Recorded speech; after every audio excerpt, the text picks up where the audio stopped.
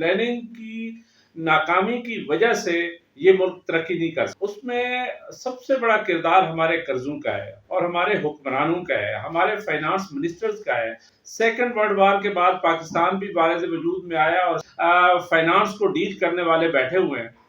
اس میں ایک finance minister کو لایا گیا ہے۔ فائنانس منسٹر صاحب، اورنگزیب صاحب، آپ جو قرضے لے رہے ہیں ان کی قیمت کون چکائے گا؟ تو یہاں کون سی سودے بازی ہوتی ہے؟ کون گین کرتا ہے؟ کون اس میں سے کماتا ہے؟ کسان ہو، مزدور ہو، صنعت کار ہو، تو سارے کام کر رہے ہیں، بینکار ہو، سب کام کرتے ہیں۔ کہ آپ 8% سے لے کر 11-12% تک جو ہے وہ کمرشل قرضے دیے جا رہے ہیں۔ اس میں آپ کا انٹرسٹ کیا ہے؟ پرائم منسٹر صاحب بتائیں آپ کا انٹرسٹ کیا ہے؟ جو آج فوکس ہے وہ سٹینڈرڈ چارٹرڈ کا قرضہ ہے جو $600-700 ملین آپ نے لے لیا۔ بسم اللہ الرحمن الرحیم۔ ناظرین، ایچ بی نیوز کے ساتھ حسن بیگ۔ آج ہم بنیادی طور پہ بات جو کرنا چاہ رہے ہیں وہ اکانومی سے ریلیٹڈ ہوگی، اور اکانومی سے ریلیٹڈ جو بات ہے وہ بنیادی طور پہ ہمارے قرضوں سے ریلیٹڈ ہوگی۔ کل میں نے بات کی تھی کہ یہاں پہ سب سے بڑا ایشو جو ہے وہ پلاننگ کا ہے، اور پلاننگ کی ناکامی کی وجہ سے یہ ملک ترقی نہیں کر سکا۔ بہت ساری اور ریزنز ہیں، آنے والے دنوں میں اور بہت کچھ مجھ سے سنیں گے، لیکن آج جو ایک بیکورڈنیس کی ریزن ہے، جو ترقی نہ کرنے کی ریزن ہے، اس میں سب سے بڑا کردار ہمارے قرضوں کا ہے اور ہمارے حکمرانوں کا ہے، ہمارے فائنانس منسٹرز کا ہے، ہماری فائنانس منسٹری کا ہے۔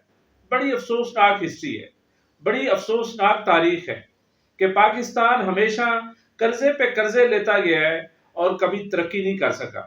ہمارے سامنے کی بات ہے، سیکنڈ ورلڈ وار کے بعد پاکستان بھی بارز وجود میں آیا، اور سیکنڈ ورلڈ وار کے بعد آپ لوگوں کو پتہ ہے جرمنی اور جاپان نے بھی وہ ایک طرح سے مفتوح قومیں تھیں، انہوں نے کیسے ترقی کی؟ ساؤتھ کوریا نے کیسے ترقی کی؟ ساؤتھ کوریا جس نے ہمارے 5 سالہ پروگرام لے کے آگے بڑھے اور ترقی کرتے گئے، لیکن یہاں پہ الزام یہ دھرا جاتا ہے کہ بنیادی طور پہ ہمیں چونکہ بیرونی قرضے مل رہے تھے اس لیے ہم ترقی نہیں کر سکے۔ میرا نہیں خیال، اس میں سب سے بڑا جو ایلیمنٹ تھا وہ کرپشن کا تھا، اور میں سمجھتا ہوں کہ آج اگر بیرونی قرضے $135 بلین پاکستان پہ چڑھ چکے ہیں اور ہمیں قرضوں پہ قرضے لینے پڑتے ہیں قرضوں کی قسطیں ادا کرنے کے لیے یا ان کا سود ادا کرنے کے لیے، اس کا کیا مطلب ہے؟ اس کا مطلب ہے کہ جہاں پلاننگ کی کمی ہے وہاں پہ ہمارے یہ جو اہل اقتدار ہیں اور حکمران ہیں، جو پرائم منسٹر صاحب ہیں، جو فائنانس منسٹر صاحب ہیں، یہ سارے فیصلے جو کر رہے ہیں وہ بیسیکلی 180% ڈگری پہ آپ کہہ سکتے ہیں کہ غلط ہے، یعنی آؤٹ رائٹلی غلط ہے۔ یہ قرضے کس بنیاد پہ لیے جاتے ہیں؟ مجھے بتائیں۔ پہلے اسی موجودہ رجیم کو لے لیتے ہیں، PDM-2 کو لے لیتے ہیں، جس میں بڑے بڑے چغادری بیٹھے ہوئے ہیں، بڑے بڑے دانش مند بیٹھے ہوئے ہیں، بڑے بڑے فائنانس کو ڈیل کرنے والے بیٹھے ہوئے ہیں۔ اس میں ایک فائنانس منسٹر کو لایا گیا ہے، بساد احترام فائنانس منسٹر صاحب، اورنگزیب صاحب، آپ جو قرضے لے رہے ہیں ان کی قیمت کون چکائے گا؟ یہ قوم چکائے گی، قوم کے غریب بچے چکائیں گے۔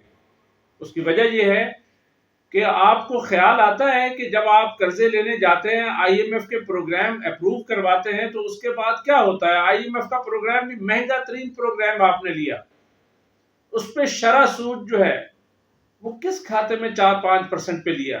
یہ تو 1.5-1.25% سے زیادہ ہونا نہیں چاہیے، 0.5% ہونا چاہیے۔ تو یہاں کون سی سودے بازی ہوتی ہے؟ کون گین کرتا ہے؟ کون اس میں سے کماتا ہے؟ اور اس کے اوپر IMF کو چھوڑ دیتے ہیں۔ ہماری بڑی مجبوریاں ہیں، ہم بڑے مجبور لوگ ہیں، مجبور قوم ہیں۔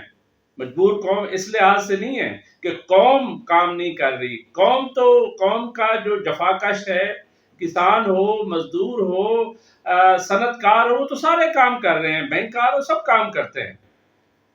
لیکن آپ کا بینکنگ کے شعبے سے تعلق ہے، مجھے بتائیں کہ سٹینڈرڈ چارٹرڈ سے لے کر اور دوسرے بینکوں کے ساتھ جو آپ نے ارینجمنٹس کی ہیں وہ کس شرح سود پہ کی ہے؟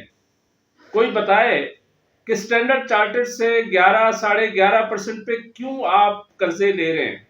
IMF کہتا ہے ہماری کوئی ایسی شرط نہیں تھی۔ جہاں پہ ری رول ہو رہے ہیں قرضے، ان کی تو بات سمجھ آتی ہے۔ اگر وہاں پہ کوئی تھوڑی سی ٹف کنڈیشنلٹیز آتی ہیں وہ تو بات سمجھ آتی ہے، لیکن یہ بات بالکل مجھے سمجھ نہیں آتی کہ آپ 8% سے لے کر 11-12% تک جو ہے وہ کمرشل قرضے دیے جا رہے ہیں. اس میں آپ کا انٹرسٹ کیا ہے؟ پرائم منسٹر صاحب بتائیں آپ کا انٹرسٹ کیا ہے؟ کیبنٹ بتائے کہ ان کا انٹرسٹ کیا ہے؟ جو بھی فیصلہ کرنے والے ہیں ان کا انٹرسٹ کیا ہے اس میں؟ یہ وہ سوالات ہیں جو ہر پڑھے لکھے بندے کے ذہن میں ہیں. وہ لوگ جو ٹیکنیکلی چیزوں کو نہیں جانتے ان کی تو اور بات ہے، جو ٹیکنیکلی جانتے ہیں، جو فائنانسز کو جانتے ہیں، ان سے پوچھیں کہ یہ قرضے اتنے بڑے انٹرسٹ ریٹ پہ، یہ ان ٹرمز آف ڈالرز ہیں، یہ پاک روپیز نہیں ہیں. بھائی اس سے پہلے روشن ڈیجیٹل اکاؤنٹ ہم نے 6-7-7.5% پہ لینا شروع کیا، اس کی بات تو سمجھ آتی ہے کیونکہ اس میں کوئی کنڈیشنلٹیز نہیں ہوتی. وہ ایک 3 سال 5 سال یا 10 سال کے لیے جا رہے ہیں، اس کی بات تو پھر بھی وہ پاکستانی ہیں، پاکستانی لوگوں کو واپس پیسے جانے، وہ بات تو سمجھ آتی ہے. لیکن یہ جو اسلامک ڈیولپمنٹ بینک ہو یا اسپیشلی میرا جو آج فوکس ہے وہ اسٹینڈرڈ چارٹرڈ کا قرضہ ہے جو $600-700 ملین آپ نے لے لیا، اور آپ کو یہ خیال نہ آیا کہ 11.4% پہ آپ انٹرسٹ لے رہے ہیں، اس انٹرسٹ ریٹ پہ آپ قرضے لے رہے ہیں. اس میں آپ کا انٹرسٹ کتنا ہے؟ فائنانس منسٹر صاحب آپ بتائیں آپ کا کتنا انٹرسٹ ہے؟ پرائم منسٹر صاحب بتائیں آپ کا کتنا انٹرسٹ ہے؟ اور اگر اس کے پیچھے جو ری انفورس کرنے والی قوتیں ہیں ان کا انٹرسٹ کتنا ہے؟ اس کا مطلب ہے کہ آپ اس قوم کو غلام بنا رہے ہیں، گروی رکھ رہے ہیں، اور اس قوم کے ساتھ سراسر ظلم اور زیادتی کر رہے ہیں. یہ مجھے بات سمجھ نہیں آتی کہ آپ مسیحا بن کے آتے ہیں اور مرثیے لکھتے جاتے ہیں. یہ مسیحا بن کے آتے ہیں اور مرثیہ خاں بن جاتے ہیں. یہاں پہ آنے والے لوگ جو ہے وہ مرثیے ہی پڑھیں گے، آپ کے لکھے ہوئے مرثیے پڑھیں گے. آپ جو اس قوم کے ساتھ کر کے جا رہے ہیں یہ بڑی افسوسناک ہسٹری ہے، یہ بڑی افسوسناک تاریخ ہے. یہ انٹرنل قرضے کو چھوڑ دیں، باقی چیزوں کو چھوڑ دیں. یہ جو ایکسٹرنل قرضے ہیں، بیرونی قرضے ہیں، جن ٹرمز اینڈ کنڈیشنز پہ آپ لے رہے ہیں، آپ کو خیال آنا چاہیے، آپ کو سوچنا چاہیے. آپ اگر پاکستانی ہیں تو آپ کو سوچنا چاہیے، لیکن پاکستان کی بڑی عجیب تاریخ ہے. یہاں پہ پاکستانی بھی پاکستانی نہیں ہوتا، وہ بھی کسی اور کا کارندہ ہوتا ہے. ایسا لگتا ہے کہ یہاں پہ جو بندہ آتا ہے وہ اپنی دہاڑی لگا کے جاتا ہے. مجھے ایسا فیل ہوتا ہے کہ یہ دہاڑی آپ بھی لگا رہے ہیں. آپ کا اب مجھے کوئی سمجھائے کہ یہ اتنے بڑے لیول پہ کمرشل قرضے لیے جا رہے ہیں تو کس کھاتے میں لیے جا رہے ہیں؟ اس قوم کا ہر فرد پوچھے گا آپ سے، اس قوم کا ہر بندہ پوچھے گا. جس کو پتا چلے گا کہ ہمارے ساتھ کل آپ تو چلے جائیں گے، آپ تو ادھر نہیں ہوں گے. یہاں پہ شوکت عزیز صاحب سے لے کر کوئی بندہ بھی نہیں ٹھہرا. یہاں پہ جو بندہ بھی آتا ہے باہر سے ادھر آ کے وہ شناختی کارڈ اور پاسپورٹ بنواتا ہے پاکستان کے، اور پاکستان سے باہر چلا جاتا ہے.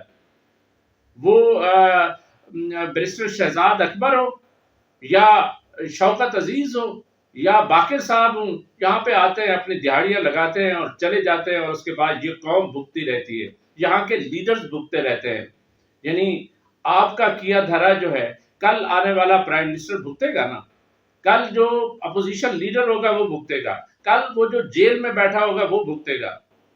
یعنی سارے الزام آپ ان پہ دھر کے چلے جائیں گے. کر آپ رہے ہیں اور آپ کسی کی خدمت داری کر رہے ہیں، آپ پاکستان کو گروی رکھ رہے ہیں. یہ جو اکنامک ہٹ مین تھیوری ہے اس پہ عمل آپ کروا رہے ہیں، اور الزام جو ہے وہ کل کسی اور پہ آئے گا. یہ ہماری استدعا ہے پرائم منسٹر صاحب سے کہ خدا کے لیے ان قرضوں کو کیبنٹ میں بیٹھ کے ڈسکس کریں، اور آپ نے اگر منظوری دی ہے تو پھر اپنے آپ کا انالیسس کریں، اپنے آپ سے پوچھیں کہ یہ کن ٹرمز اینڈ کنڈیشنز پہ قرضے لیے جا رہے ہیں.